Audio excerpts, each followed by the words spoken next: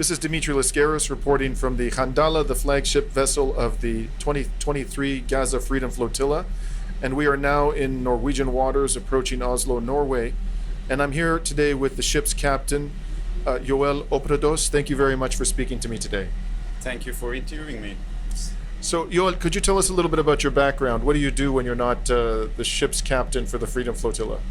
Well, I'm a ship's captain on commercial ships, and when I'm home, I'm involved in other political activism, and I'm also a father and spend time with my kids. And this is not your first time as a captain of a Freedom Flotilla vessel, is that right? Yeah, that's correct. I was on board 2012 and 2015. And could you tell us about what you experienced in the 2012 voyage, your first voyage, and how that ended for you? Yeah, well, it was a very positive experience because you could really see that there is a support for the movement around Europe. We stopped in more than 20 ports. There were thousands of people welcoming us and sending their message of solidarity to the Palestinians in Gaza. So that was a really good experience, and it gives force to the mission. In the end, of course, the Israelis stopped us. They boarded us on international waters. They captured all 27 persons on board. They were quite rough. Nobody died at that time. Nobody were murdered, but people were tased. They used the electrical teasers and physical abuse, and some of us was detained for up to 10 days, and then deported from Israel because we entered Israel illegally, even if the Israelis brought us from international water to Israel. Yeah. And could you describe the kind of naval force that arrived to greet you in international waters? What did it look like? Well, yeah, this was a very surreal day for me because it was a really beautiful morning.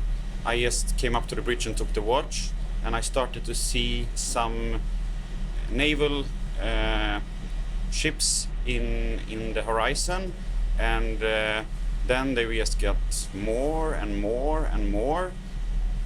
And 2012 we used a 90-year-old sailing vessel, and I tried to count all the military activity in the area, and I counted to 2 attack choppers, more than 7 larger naval crafts, and more than 20 small naval crafts like dinghies and boarding with boarding devices and so on. And they also had a submarine present. So yeah, it was a really surreal situation. And then of course they came on board wearing ski masks, heavily armed, and very agitated, very angry. And I understand that you have some expertise in maritime law. I wouldn't say expertise, but I've done some studies in maritime law. And according to your understanding of maritime law, how would you characterize what the Israelis did in international waters on that day? Oh, that's clear. It's only one definition. It's piracy. There can be no other definitions. Apprehending another ship with force and taking over it and capturing the crew, it's piracy. And you're a Swedish national, is that correct? Yes, I am.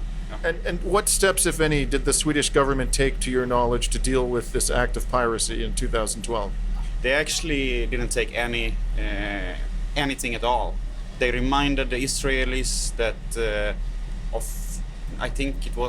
they reminded them of the rules of the high seas. That's it. Actually, I called my union when I got back because they stole some personal belongings, and my union demanded that the government should take some actions, but nothing happened.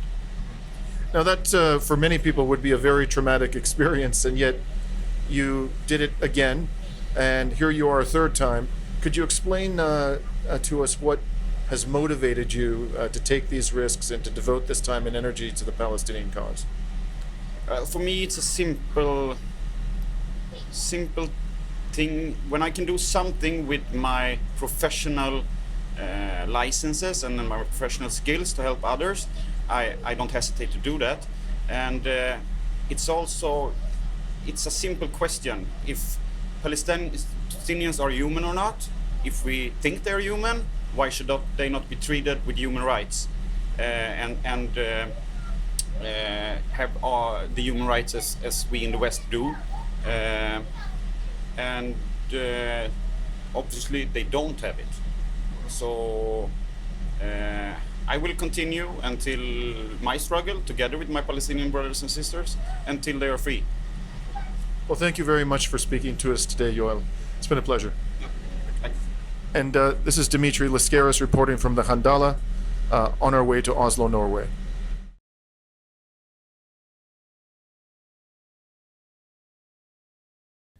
Thank you so much for watching the Real News Network, where we lift up the voices, stories, and struggles that you care about most.